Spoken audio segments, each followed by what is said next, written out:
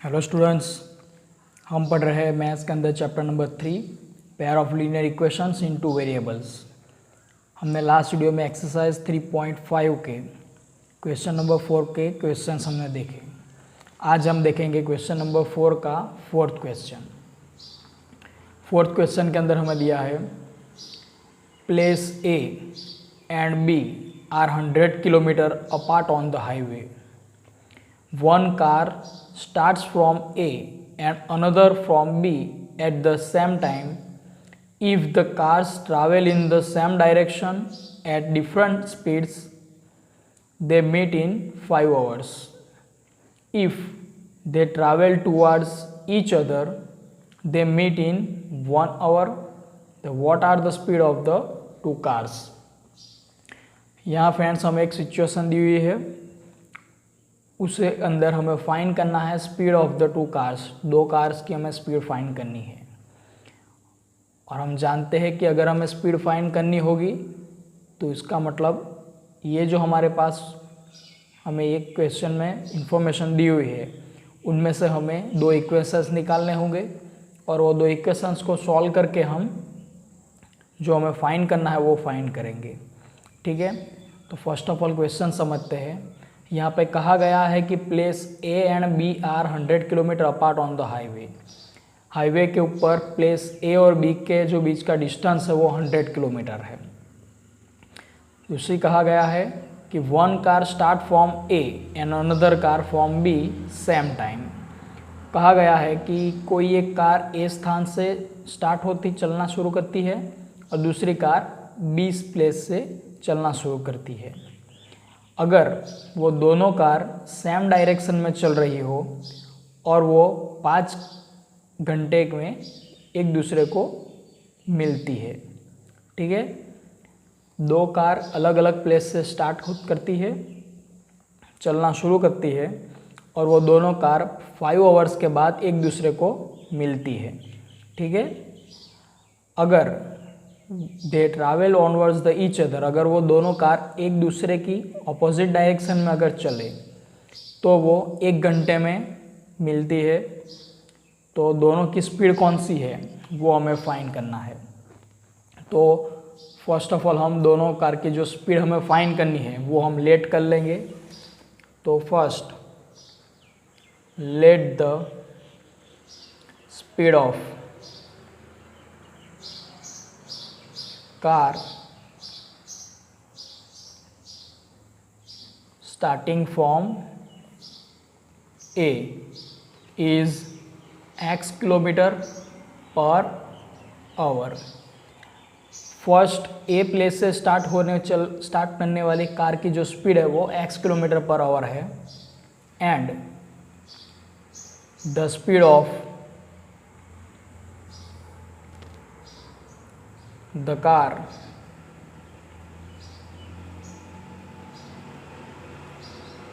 starting from B is y kilometre per our. दूसरी place से जो स्टार्ट करने वाली है वो कार की स्पीड है y किलोमीटर पर आवर। हम फिगर ड्रॉ करके समझते हैं ताकि ज़्यादा अच्छे समझ में आए। तो मान लो कि ये हाईवे है, हाईवे पे यहाँ पे पॉइंट ए है, एक प्लेस यहाँ पे है, दूसरा प्लेस बी यहाँ पे है। एक कार फर्स्ट प्लेस ए से चलना शुरू करती है इस डायरेक्शन में, क्योंकि यहाँ पे सेम डायरेक्शन में दोनों कार चल रही है। दूसरी कार बी पॉइंट से चलना शुरू करेगी इस डायरेक्शन में। ये ए और बी दोनों कार 5 आवर्स के बाद एक दूसरे को किसी पॉइंट पी पे मिलेगी। ठीक है, both car meet at the point P after 5 hours. ठीक है, तो हमें फाइंड करना है कि ये ए कार और बी कार की स्पीड कितनी रही होगी। ठीक है, तो हम नॉर्मली यहाँ पे सोच सकते हैं कि ए और बी ये दोनों के बीच का जो डिस्टेंस है वो 100 किलोमीटर का है। तो 100 किलोमीटर का डिस्टेंस वाले प्लेस से ए से जो कार चल रही है वो कार की स्पीड बी प्लेस से चलने वाली कार की स्पीड से ज़्यादा होगी, तभी जाके 5 आवर्स के बाद वो पी पॉइंट पे एक दूसरे के साथ मीट हो सकेगी। ठीक है, तो इसका मतलब ये है कि यहाँ पर जो हमें बात की हुई है सिचुएशन में, उसमें ए पॉइंट से स्टार्ट होने वाली कार की स्पीड ज़्यादा होगी, यानी कि एक्स की स्पीड ज़्यादा होगी और वाई की स्पीड कम होगी। ठीक है, तो अब स्पीड फाइंड करने के लिए हमें फॉर्मूला पता होना चाहिए। हम ये जानते हैं कि स्पीड जो है वो हम सीधे डायरेक्ट नहीं फाइंड कर सकते, क्योंकि स्पीड के साथ ऑलवेज डिस्टेंस अपॉन टाइम, ये तीनों एक दूसरे के साथ रिलेशन में होते हैं। ठीक है, हम स्पीड फाइंड करना हो तो उसके लिए हमारे पास डिस्टेंस होना चाहिए, हमारे पास टाइम होना चाहिए, तभी हम स्पीड फाइंड कर सकते हैं। ठीक है, यहाँ पे हमारे पास टाइम दिया हुआ है, 5 आवर्स के बाद वो एक दूसरे को मीट करेगी। ठीक है, लेकिन यहाँ पे हमें डिस्टेंस नहीं दिया है, तो यहाँ पे हमें क्या करना पड़ेगा, डिस्टेंस फाइंड करना पड़ेगा। तो अगर speed is equal to distance upon time, then distance is equal to speed into time होगा, स्पीड इनटू टाइम। तो ये फॉर्मूला का हमें एग्जांपल के अंदर यूज़ करना है, ये क्वेश्चन के अंदर यूज़ करना है। अब हम स्पीड फाइंड करने से पहले हमें डिस्टेंस फाइंड करना पड़ेगा। तो ए पॉइंट से शुरू होने वाली जो कार है उसने कितना डिस्टेंस कवर किया है 5 आवर्स के अंदर, तो उसने AP जितना डिस्टेंस कवर किया होगा, उसी टाइप से बी पॉइंट से स्टार्ट करने वाली कार जो है उसने कितना डिस्टेंस कवर किया होगा, BP जितना कवर किया होगा। ठीक है, वो इन्फॉर्मेशन को हम फर्स्ट ऑफ ऑल फाइंड करेंगे। तो यहाँ पे हम लिखेंगे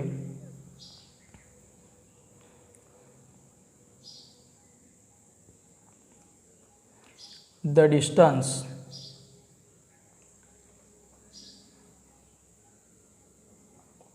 traveled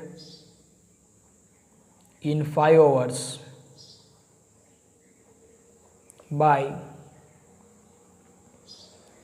the car starting from A is equal to, तो यहाँ पे distance is equal to speed into time. Speed हमने फाइंड की है ए के लिए x किलोमीटर पर आवर और टाइम है यहाँ पे 5, सो स्पीड है x kilometre per hour into time है 5 आवर। तो यहाँ पे इज इक्वल टू हमें मिलेगा 5x किलोमीटर और ये हमें वैल्यू मिलेगी AP की, सो हम यहाँ पे लिखेंगे AP is equal to 5x kilometre. ठीक है, ए कार ने P तक पहुंचने के लिए जो ये डिस्टेंस कवर किया है वो कितना है, 5x किलोमीटर जितना है। उसी तरीके से पॉइंट B से शुरू करने वाली कार ने कितना डिस्टेंस कवर किया है, तो हम लिखेंगे the distance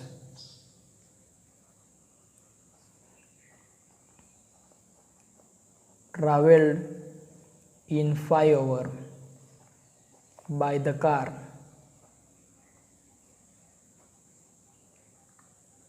starting from B से शुरू करने वाली कार का कितना डिस्टेंस कवर किया होगा, तो B से P तक मतलब इतना डिस्टेंस कवर किया है। ठीक है, तो डिस्टेंस के लिए हमें फाइंड करने के लिए स्पीड इनटू टाइम, तो स्पीड है B पॉइंट वाले कार की y किलोमीटर पर आवर और टाइम तो इसका भी 5 आवर है, सो हमें मिलेगा 5y kilometre BP is equal to. ठीक है, तो अब दोनों जो हमारी कार है A और B, वो दोनों ने P पॉइंट तक पहुंचने के लिए कितना डिस्टेंस कवर किया है, तो A कार ने कवर किया है AP जितना डिस्टेंस यानी कि 5x, B कार ने कवर किया है BP जितना डिस्टेंस यानी कि 5y किलोमीटर। अब हमें यहाँ पे एक इन्फॉर्मेशन दी हुई है कि A और B ये दोनों कार के बीच का डिस्टेंस कितना है, 100 किलोमीटर है। ठीक है, ये हमें दिया हुआ है, यहाँ पे हमें कहा हुआ है कि now AB is equal to 100 kilometre. ठीक है, ये हमें गिवन है।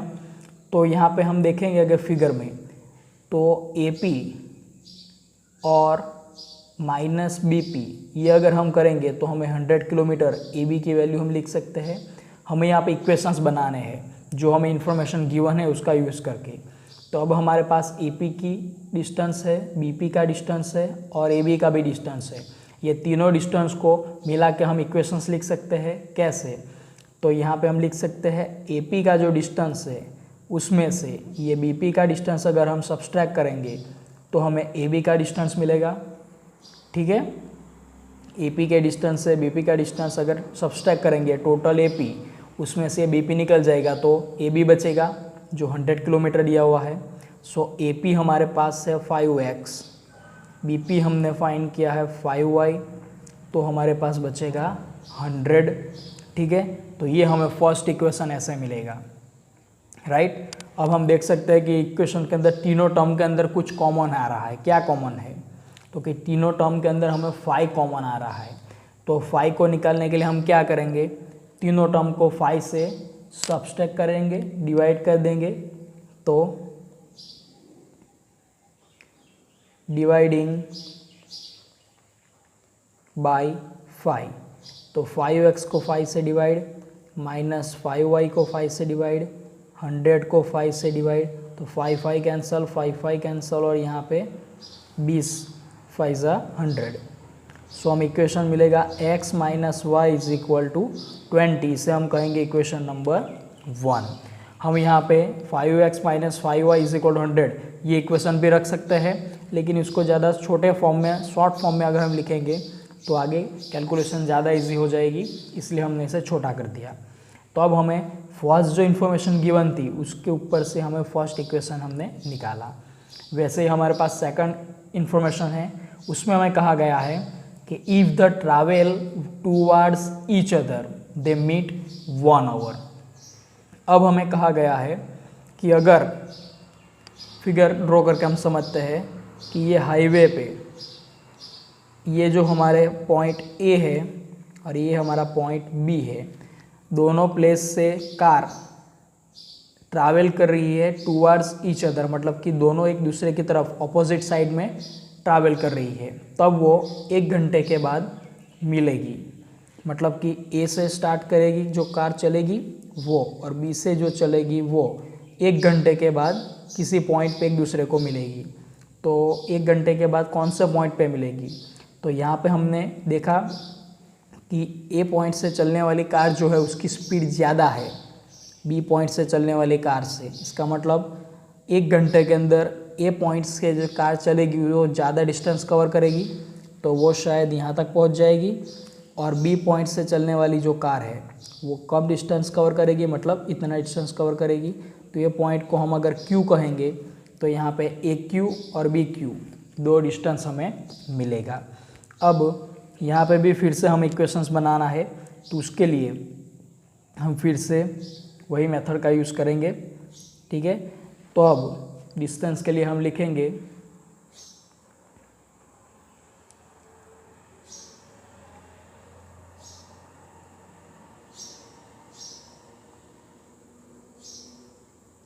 Distance travelled in 1 hour by the car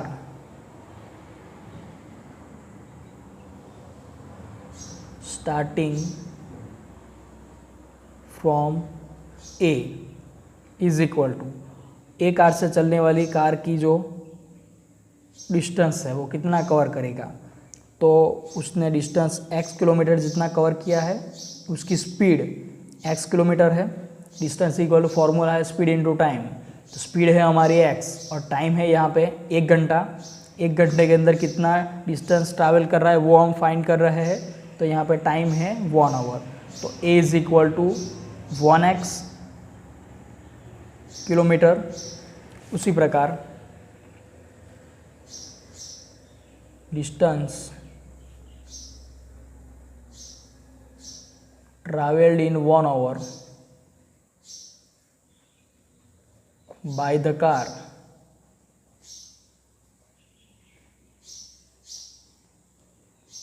starting from B is equal to y into 1, so वो हमें मिलेगा B Q is equal to Y kilometre, और यहाँ पे मिलेगा हमें A Q is equal to X kilometre. ठीक है, अब दूसरी बात हमें की है कि यहाँ पे ए क्यू का जो डिस्टेंस है वो हमें एक्स किलोमीटर मिला, बी क्यू का जो डिस्टेंस है वो वाई किलोमीटर मिला, और ए और बी दोनों के बीच का टोटल डिस्टेंस जो हमारे पास गिवन है कितना है, वो तो 100 किलोमीटर है। तो उस पर से हमें दूसरा इक्वेशन मिलेगा। तो यहाँ पे नाउ हमारे पास यहाँ पे है A B is equal to 100 kilometre. So हम लिख सकते हैं यहाँ पे A Q plus B Q is equal to A B. हम फिगर में देख सकते हैं A Q plus B Q is equal to A B मिलेगा। ए क्यू की वैल्यू है एक्स किलोमीटर, ये Y kilometre is equal to 100। इसे हम कहेंगे इक्वेशन नंबर 2। ठीक है, तो हमें जो दो इन्फॉर्मेशन दी है उसका यूज़ करके हमने दो इक्वेशंस निकाले।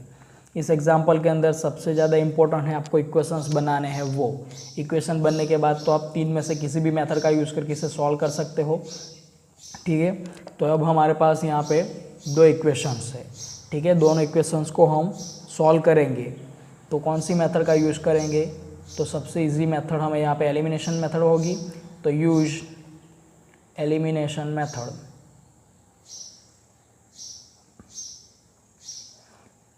दोनों में कोफिशिएंट और वेरिएबल सेम है, तो उसके लिए हम क्या करेंगे,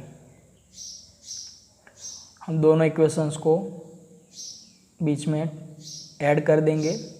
तो यहाँ पे एडिंग इक्वेशंस 1 एंड 2, तो यहाँ पे x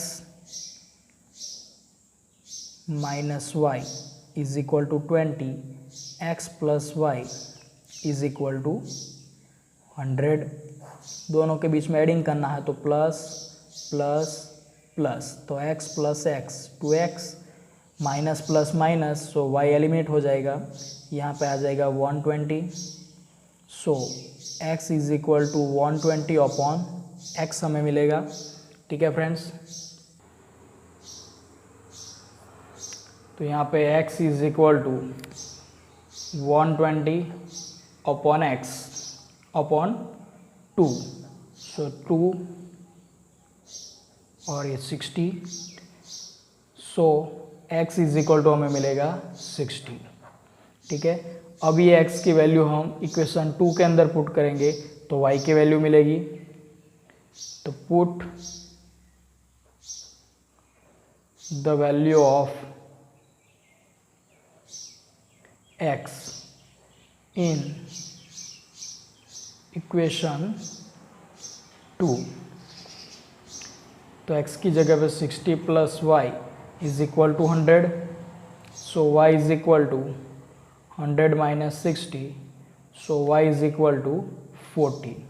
तो y की वैल्यू मिलेगी हमें 40। अब दोनों को हमने क्या लेट किया हुआ है, तो x हमने लेट किया है ए पॉइंट से स्टार्ट करने वाली कार का स्पीड, और y हमने लेट किया है बी पॉइंट से, बी प्लेस से स्टार्ट करने वाली कार का स्पीड। इसका मतलब दोनों की स्पीड हमें मिली। अब हमने ये भी देखा कि x जो स्पीड है वो ज़्यादा है, तो हम देख सकते हैं यहाँ पे ज़्यादा मिल रही है, तो हम लिखेंगे thus the speeds of the cars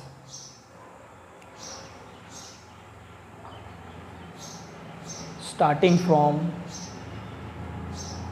A and B are 60 kilometer per hour and 40 kilometer per hour respectively। और x और y के बारे में हम लिख सकते हैं under the assumption that x is greater than y। x की जो स्पीड है वो y से ज़्यादा हमें मिलेगी। तो फ्रेंड्स थोड़ा टफ एग्जाम्पल है, आपको एग्जाम्पल नोट के अंदर लिखने के बाद 2 बार, जब तक आपको पूरा एग्जाम्पल खुद से ना आ जाए तब तक आपको इसकी प्रैक्टिस करनी है। ठीक है फ्रेंड्स, एग्जाम्पल आपके नोटबुक में लिखना है, क्वेश्चंस लिख के लिखना है और इसकी अच्छे से 2 से 3 बार प्रैक्टिस करनी है ताकि एग्जाम्पल आपको अच्छे से आ जाए। ठीक है, चलो अब देखते हैं एमसीक्यूज। फर्स्ट एमसीक्यू है, how we can show their pair of linear equation x/2 plus y/3 is equal to 1 in a standard form. यहाँ पे हमें एक इक्वेशन दिया हुआ है x/2 plus y/3 is equal to 1 और हम इस इक्वेशन को स्टैंडर्ड फॉर्म में लिखना है। हमारे पास 4 ऑप्शंस दिए हुए हैं। तो फर्स्ट ऑफ ऑल हम देखते हैं फर्स्ट एमसीक्यू का आंसर। तो यहाँ पे हमारे पास इक्वेशन है x/2 plus y/3 is equal to 1। इस इक्वेशन को स्टैंडर्ड फॉर्म में लिखने के लिए फर्स्ट ऑफ ऑल हम यहाँ पे इज इक्वल टू के लेफ्ट साइड पे क्रॉस मल्टीप्लिकेशन मेथड का यूज़ करेंगे। क्रॉस मल्टीप्लिकेशन मेथड के अंदर 3 का मल्टीप्लिकेशन x के साथ, 2 का मल्टीप्लिकेशन y के साथ और बोथ डिनोमिनेटर की जो वैल्यू है 2 और 3, ये दोनों का मल्टीप्लिकेशन। ठीक है, तो यहाँ पे 3 का मल्टीप्लाई x के साथ 3x प्लस 2 का मल्टीप्लिकेशन y के साथ 2y और दोनों डिनोमिनेटर का multiplication 3 into 2 6 is equal to 1। अब 6 को हम राइट साइड लेंगे तो 6 इंटू 1 6, सो यहाँ पे 3x plus 2y is equal to 6 हमें मिलेगा। ठीक है, और ये हम इक्वेशन के अंदर भी दिया है option number C, 3x plus 2y is equal to 6 है। ठीक है, तो ये हमारा आंसर होगा, नहीं होगा। क्यों? क्योंकि यहाँ पे हमें कहा गया है स्टैंडर्ड फॉर्म लिखो और स्टैंडर्ड फॉर्म के अंदर ऑलवेज इज इक्वल टू के राइट साइड 0 आता है। ठीक है, x वेरिएबल वाली टर्म, y वेरिएबल वाली टर्म और कांस्टेंट नंबर, ये तीनों इज इक्वल टू के लेफ्ट साइड आते हैं। ठीक है, तो ये आपको ध्यान में रखना है। तो इसको अगर स्टैंडर्ड फॉर्म में लिखेंगे तो 3x plus 2y minus 6 is equal to 0, ये हमारा स्टैंडर्ड फॉर्म होगा। तो ये हमारा ऑप्शन है, ऑप्शन नंबर डी। ठीक है, तो फर्स्ट एमसीक्यू के अंदर आंसर हमें मिलेगा ऑप्शन डी। सेकंड क्वेश्चन, तो सेकंड क्वेश्चन के अंदर हमें कहा है Kinjal is asking to Dipti that before 3 years the sum of their ages were 36। 3 साल पहले दोनों की एज का टोटल सम 36 था। Then tell me that after 4 years what will be the sum of their ages. तो 4 साल के बाद दोनों की एज का सम कितना होगा वो हमें फाइंड करना है। तो फ्रेंड्स, जब भी इस टाइप का एग्जाम्पल सॉल्व करना हो, एमसीक्यू सॉल्व करना हो, तो आपको ये बाबत ध्यान में रखनी है कि हमें फर्स्ट ऑफ ऑल जो इन्फॉर्मेशन है उस इन्फॉर्मेशन में से प्रेजेंट की एज फाइंड करनी पड़ेगी। ठीक है, हमारे पास इन्फॉर्मेशन है 3 years बिफोर की और 4 year आफ्टर की हमें फाइंड करनी है। तो ये 3 और 4 के बीच में आएगा प्रेजेंट का टोटल। तो फर्स्ट ऑफ ऑल हमें प्रेजेंट की जो एज का टोटल है वो भी फाइंड करना पड़ेगा। उसके बाद हम 4 years आफ्टर की जो टोटल है, सम है, वो फाइंड कर सकते हैं। तो यहाँ पे हमें क्वेश्चन में ही कहा है कि 3 years the sum of their ages were 36। यहाँ पे कहा है before 3 years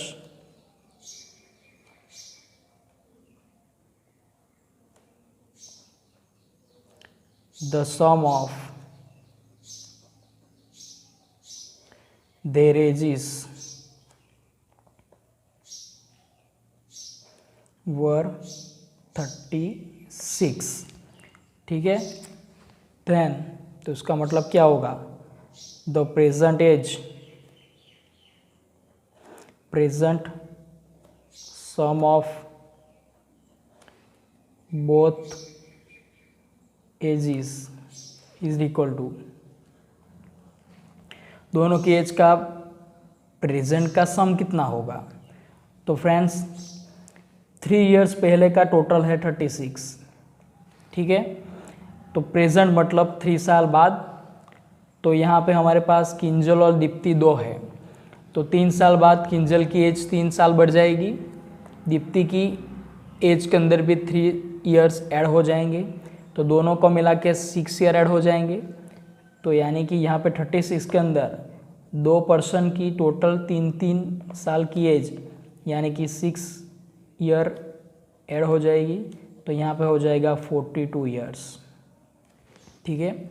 present sum of both ages कितना हमें मिलेगा, 42 इयर्स मिलेगा। अब हमें फाइंड करना है कि after 4 years sum of their ages कितना है। तो अब आफ्टर 4 इयर्स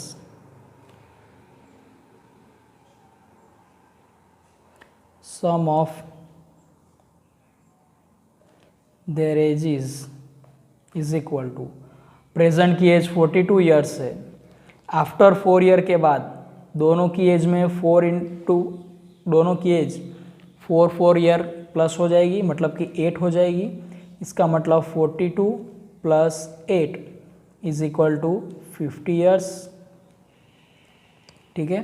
तो आफ्टर 4 इयर्स दोनों की एज का टोटल कितना होगा, सम कितना होगा, 50 ईयर्स होगा।